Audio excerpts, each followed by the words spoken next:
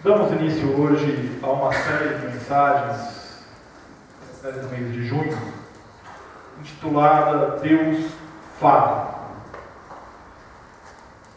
E é interessante, a gente vai ver isso ao longo do sermão, nós pararmos para pensar que Deus fala.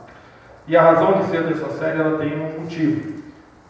Toda vez que eu vou iniciar uma série, eu recordo tudo que a gente já caminhou esse ano, né? Então vamos lá. No início do ano, quando eu voltei de férias em fevereiro, nós tivemos uma série de 2 mensagens sobre a jornada da fé, que explicavam para a gente como funciona a nossa caminhada de fé com Deus. Logo em seguida, nós tivemos uma série de mensagens intitulada Conectados com Jesus de Nazaré, nos convidando a de fato nos ligarmos a Jesus nessa caminhada. Logo após, tivemos uma série de mensagens intitulada Evangelize, falando sobre a importância da evangelização. Mês passado nós falamos sobre relacionamentos, melhorando os nossos relacionamentos. E a importância de nós melhorarmos a nossa relação dentro de casa e com outras pessoas. E nós vimos isso em diversas perspectivas. E também como melhorar a nossa relação com Deus. E é pegando esse gancho que nós iniciamos esta série, intitulada Deus Fala. Nela nós vamos entender que Deus, Ele fala conosco. E a importância disso para nós.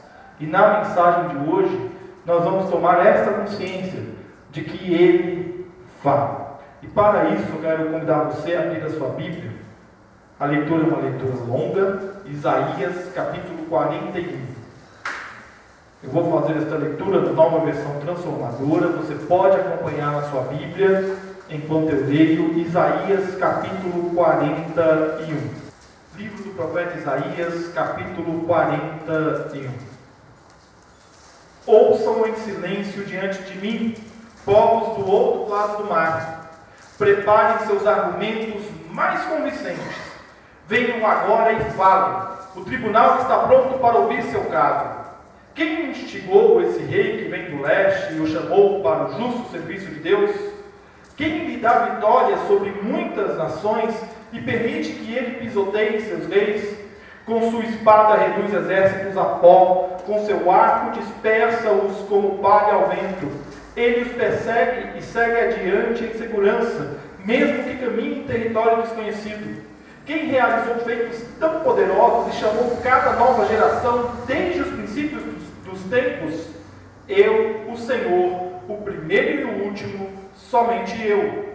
Os povos do outro lado do mar observam com temor, terras distantes estremecem e se aprontam para a guerra. Cada um encoraja seu amigo dizendo, seja forte. O escultor anima o ourives e o que faz moldes ajuda na bigorna. Muito bem, dizem, está ficando bom. Com todo cuidado, juntam as partes e fixam um ídolo com pregos para que não tombem. Quanto a você, meu servo Israel, Jacó, meu escolhido, descendente de meu amigo Abraão, eu o chamei de volta dos confins da terra e disse, você é meu servo, pois eu o escolhi e não o lançarei fora. Não tenha medo, pois estou com você. Não desanime, pois sou o seu Deus. Eu o fortalecerei e o ajudarei. Com minha vitoriosa mão direita o sustentarei. Sim, todos os seus furiosos inimigos ficarão confusos e humilhados. Quem se opuser a você morrerá e não dará em nada. Você procurará e não encontrará aqueles que tentaram conquistá-lo. Quem o atacar será reduzido a nada, pois eu o seguro pela mão direita. Eu, o Senhor, seu Deus, e lhe digo, não tenha medo, estou aqui para ajudá-lo. Embora você não passe de um verme, ó Jacó, não tenha medo, pequenino Israel, pois eu o ajudarei. Eu sou o Senhor, seu Redentor, eu sou o Santo de Israel.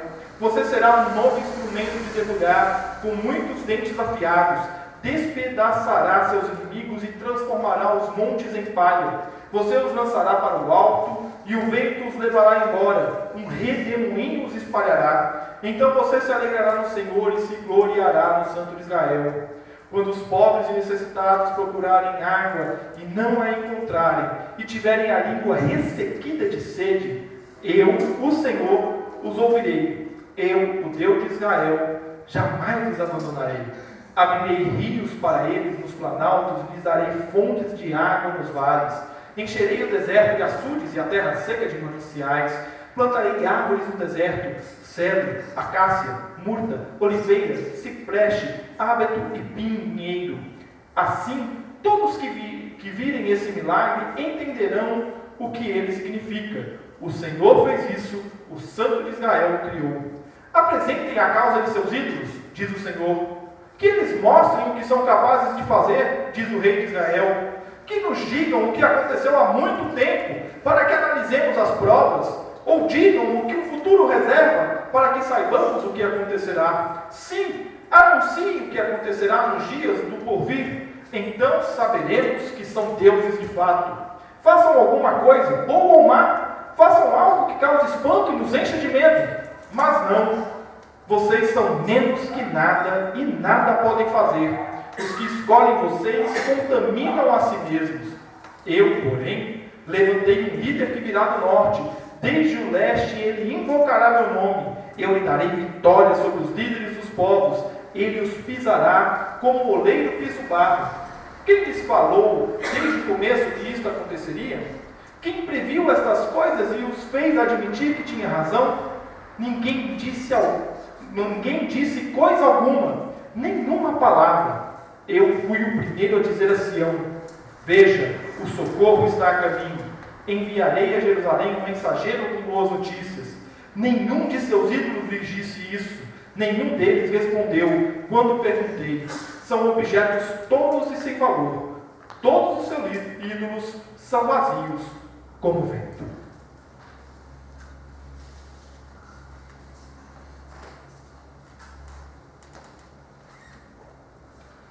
O livro de Isaías é um dos mais fascinantes livros do Antigo Testamento para estudo. São textos escritos ao longo de um grande período de tempo, dividido em 3 partes. Redação final reuniu estes textos, dando encadeamento, composição, para que a gente possa compreendê-los hoje, e como abrangem 3 grandes períodos da história de Judá: a monarquia, o exílio e a restauração. Nosso texto, Isaías 41, pertence ao segundo livro chamado de Teuto-Isaías, cujas profecias proferidas datam de entre 550 e 540 a.C. O autor, neste período, fala aos remanescentes do exílio, aqueles que ficaram em Judá, não foram para a Babilônia. É neste contexto que temos um interessante discurso de Javé. Em nosso texto, capítulo 41, Javé está lançando um desafio aos outros povos para que eles tragam os seus deuses para confrontá-lo. Ele chega a falar, se você ler com atenção, num tom de deboche. Que o ourives, o escultor e o modelador da bigorna, com todo cuidado, tem que fixar o ídolo na madeira para que ele não caia. Como que dizendo: que Deus é esse que precisa ser fixado na madeira? Que Deus é esse que não pode se mover?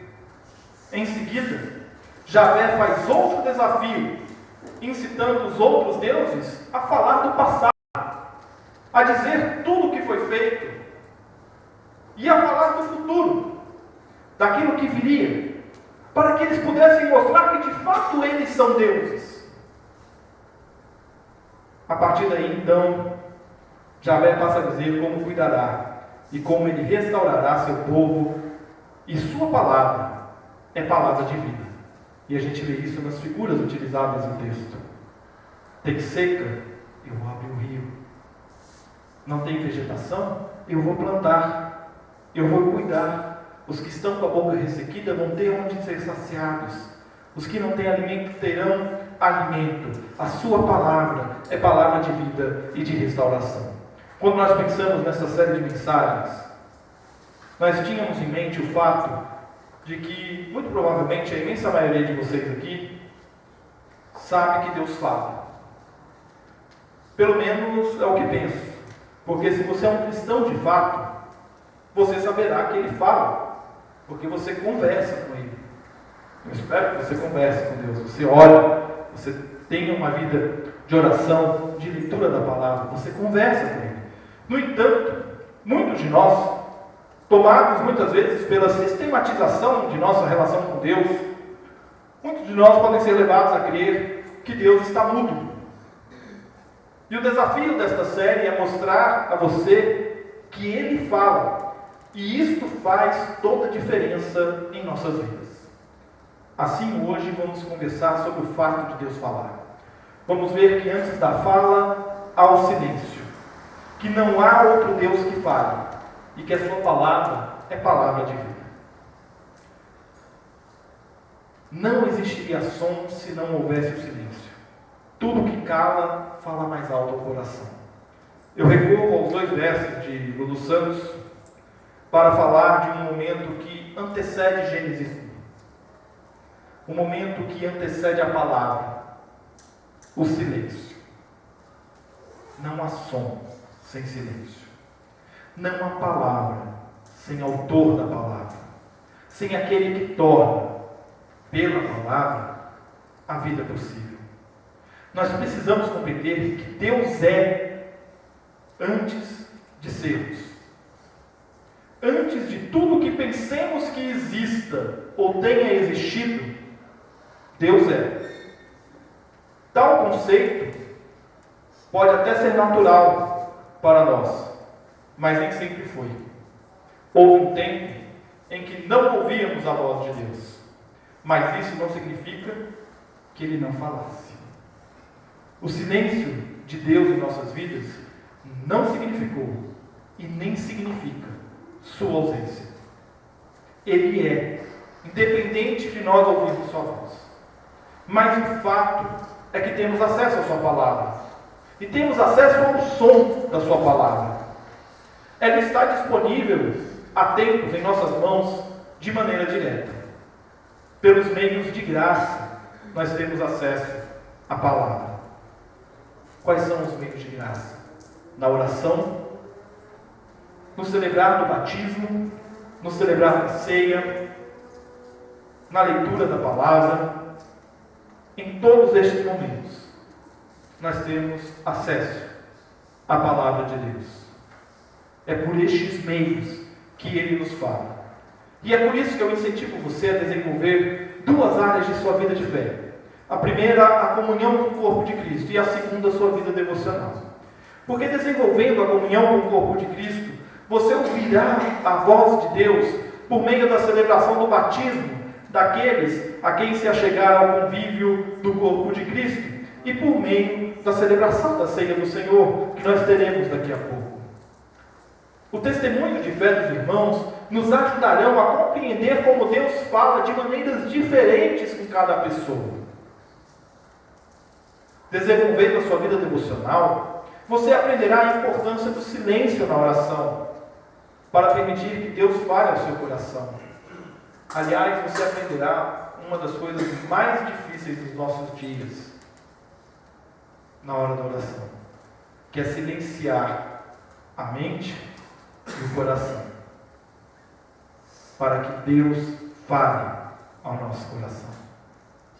Você já tentou? Ficar quietinho lá no seu quarto, sem que outras coisas venham te preocupar, venham ocupar o seu pensamento, permitindo que Deus fale a sua vida? Você aprenderá a silenciar para melhor entender o que Deus quer na sua vida. Aprenderá que antes da fala, o silêncio vem, para que possamos ouvir o que Deus quer de nós. E aí é interessante nós notarmos que não há outro Deus que fale. Tal realidade, Isaías 41 nos deixa muito clara. Javé desafia outros deuses, outros povos, a trazerem seus deuses para mostrar o seu poder. E ele nos desafia a falar do passado, do futuro. que nos digam o que aconteceu há muito tempo, para que analisemos as provas, ou digam o que o futuro reserva, para que saibamos o que acontecerá. A constatação de Javé é clara, e chega a soar deboche. Mas não, vocês são menos que nada, e nada podem fazer. Os que escolhem vocês contaminam a si mesmos. Guarde essa expressão. Os que escolhem vocês contaminam a si mesmos. Nós vamos voltar a ela. Não há outro Deus que fale que não seja o nosso Deus. E tal fato é verdade ainda hoje. Nós temos em nossos dias deuses que tomam conta das nossas vidas. Eles dominam nossas mentes, nosso tempo, nossa maneira de viver. Agora mesmo, nesse instante, que eu estou aqui ocupando o púlpito, pregando, enquanto você ouve esta mensagem, é possível que um destes deuses esteja aí, dominando, rondando o seu coração, e você não sabe. O problema é que estes deuses, tal qual os deuses de Isaías 41, não falam, não são capazes de se mover. Mas estranhamente estes deuses tomam conta das nossas vidas, nos desviam de nosso propósito de servir e adorar a Deus. Você já deve ter ouvido falar de alguns desses deuses: ego, prazer, dinheiro, poder. Neste exato momento, um destes deuses está rondando você, mesmo que você lute contra ele. Nossa mente facilmente é atacada por pensamentos que envolvem estes deuses. As palavras do pregador, sei lá, esse pastor ele prega de um jeito, eu não gosto muito, sabe? Eu prefiro fulano lá, na internet, na televisão. Aquele lá é comunicador, hein? Esse aí, está melhorando. Não gosto muito não. Ou quem sabe a lembrança de algo que te dá prazer, ou até alguém que você deseja possuir. Ou quem sabe o que está rondando a sua mente agora seja o desejo de ter mais dinheiro para comprar aquele sonho de consumo, ou quem sabe de ter mais dinheiro para quitar as suas dívidas. Quem sabe o que está rondando a sua mente agora é o quanto o seu chefe, o seu marido, a sua esposa, os seus filhos, os seus pais são insubmissos à sua vontade e que não fazem o que você pensa ser o melhor. Percebem como estes deuses nos cercam facilmente? Percebem como estes pensamentos nos rondam? Sabe aquela coisa, o pastor está pregando e você está viajando? A pessoa está aqui na frente, a Celi está aqui oficiando a liturgia, você está fazendo a leitura bíblica no automático, porque a sua cabeça está lá naquele problema. Isso é um Deus que está tomando conta da sua mente e do seu coração. Só que esses deuses não falam, eles não se movem. Então quem é que dá voz a eles?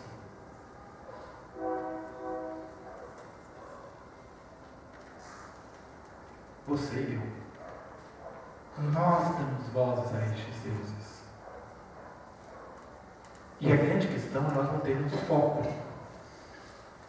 E aí você vai entender quando eu te disse: os que escolhem vocês contaminam a si mesmos.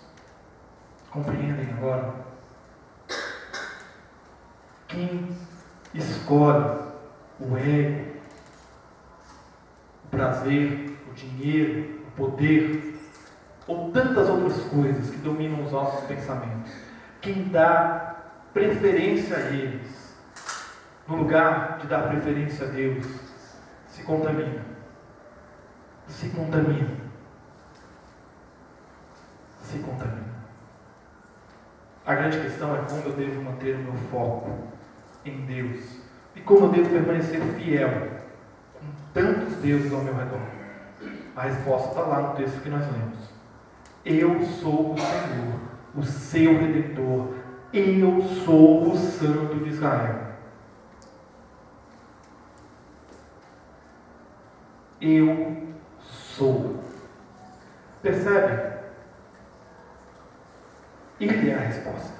Ele é. Ele existe. Eu sou o que sou. É o que ele diz a Moisés. Qual é o meu nome? Eu sou. Eu existo. Não existe outro Deus. Ele é a resposta. E sendo a resposta, a sua palavra é vida para nós. Eu fui o primeiro a dizer a Sião: veja, o socorro está a caminho. Enviarei a Jerusalém um mensageiro com boas novas. Nós vamos falar com mais devagar sobre a importância da palavra no próximo domingo, a mensagem do domingo que vem. Mas pelo momento, eu quero que você compreenda que a palavra de Deus é geradora de vida. Ele é quem tudo cria pelo poder da sua palavra. Ele é quem nos promete salvação pelo poder de sua palavra. Ele é o verbo que se torna carne e vem habitar conosco. Sua verdade é sua palavra, e isto nos distingue dos demais deuses. Mark Dever e Greg Gilbert, em seu livro Pregue, quando a teologia encontra-se com a prática, comentando sobre este texto, eles nos dizem o seguinte: não há outro Deus além do Deus de Israel. E você vê o que prova isso? É o fato de que ele, e somente ele, falou. Deus anunciou ao seu povo, desde a antiguidade, o que estava por vir. E se alguém mais reivindicasse ser Deus, deveria falar também. Nenhum Deus fala. Nós damos vozes a eles. É igual à imagem do texto de Isaías 41. A gente tem que fixar ele lá, para ele não cair, para ele não tombar. A crítica de Javé ao povo não era apenas o fato deles estarem adorando a outro Deus, não era ciúminho de Deus, era o fato deles estarem adorando a algo que eles mesmos criaram e que não é capaz de mover a história, de trazer vida, como Javé, como nosso Deus é capaz de fazer. Todos os outros deuses nos conduzem a caminho de morte, mas as palavras de Deus nos garantem vida. É por ela que Ele nos dá o conhecimento de sua vontade, e nós aprendemos como viver. A questão é nós darmos ouvidos à palavra de Deus. Isaías está nos mostrando como não dar ouvido a Deus, mas a outros deuses, traz consequências desastrosas para a vida. E no caso de Judá, a consequência foi a destruição e o exílio. E em nossos dias, as consequências não são muito diferentes. Não dar ouvidos à voz de Deus nos levará à destruição. Destruição de nossa fé, destruição daquilo que nós aprendemos de Deus, destruição da nossa confiança na palavra do Senhor, destruição dos nossos relacionamentos, destruição das nossas famílias, destruição dos nossos empregos, destruição da nossa vida. E como não chegar a esse ponto?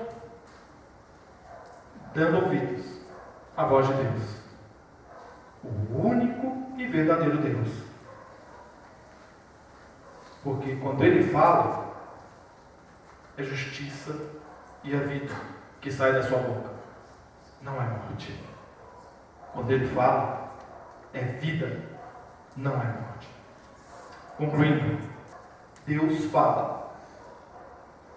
Nós somos criados à imagem e semelhança de Deus. E nós falamos, porque Ele fala. O fato de Deus falar deve ser para nós um sinal de assombro e de reverência. E ante ao som de sua voz, nós devemos estar com o coração aberto para ouvir e compreender sua vontade para nós. Ele nos quer com Ele.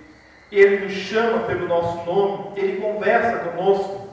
Sua vontade é que ouçamos a sua voz. E ao ouvir a voz de Deus, tenhamos a certeza de que suas palavras são palavras de justiça e vida.